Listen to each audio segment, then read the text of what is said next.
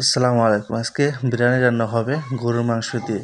বিরিয়ানি রান্নাটা মূলত আমার বোন করতে চাইছিল, কিন্তু বোন রাগ করে না, তাই আমি আর আমার ওয়াইফ বিরিয়ানি রান্না করতে শুরু করে দিলাম। তাই কোটাকুটি শুরু করে দিলাম। আমি ভিডিও করছি আর আমার বউ সুন্দর করে ধুয়ে পালকি করে তারপর মাংসটা করছে, তারপর আবারও ভালো করে ধুয়ে নিলাম। এখন আমরা পেঁয়াজ দিয়ে দিলাম, মিশিয়ে দিলাম। এখন আস্তে আস্তে রান্না হবে, আপনারা দেখতে থাকেন, সাথে থাকেন।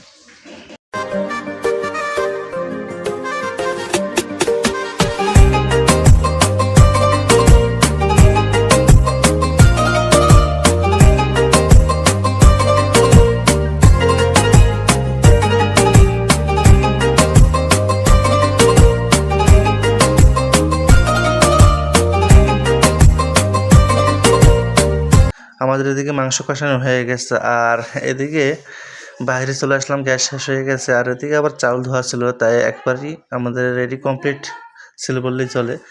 চাউল সুন্দর করে ধোয়া রেডি করে রাখা হয়েছিল, আর এখন সেইগুলো মাংসগুলো ঢেলে সুন্দর করে কষানো হচ্ছে চাউলে সুন্দর করে, যাতে চাউলটা ভালোভাবে মাংসের সাথে মিক্স করা হয়। তাই সুন্দরভাবে নাড়া হচ্ছে। আমার বউ রাখতে খুব কষ্ট হচ্ছে, কারণ অনেকগুলো চাউল প্লাস মাংস অনেক, তার রান্নাতে কষ্ট হচ্ছে। পানি দিয়ে নিলাম, পানি দিয়ে নাড়াচাড়া করে কষানো হচ্ছে। আপনারা সাথে থাকবেন। ঘুরলাম কত, দেখলাম কত, পাইলাম না মনের মতো। এবার আমি নিজেই রান্না করতে লেগে পড়লাম, কারণ নিজে একটু লাড়াচাড়া না করলে ভালো করে রান্নার স্বাদটা পাওয়া যায় না। তাই নিজেই শুরু করে দিলাম রান্না বাড়া। দেখতে দেখতে এদিকে দেখি আমার ছোটো ভাই আবার আদা চলছে তার বউর সাথে, বউর মন জয় করার জন্য ভালো করে আদা চলতে শুরু করে দিয়েছে আর কি। যাই হোক, এবার আমার বউ ভাবছে এবার আমি একটু ভালো করে নাড়ি, তুমি একটু আমাকে ভিডিও করো। তাই আমার বউ রান্না করছে, আলহামদুলিল্লাহ।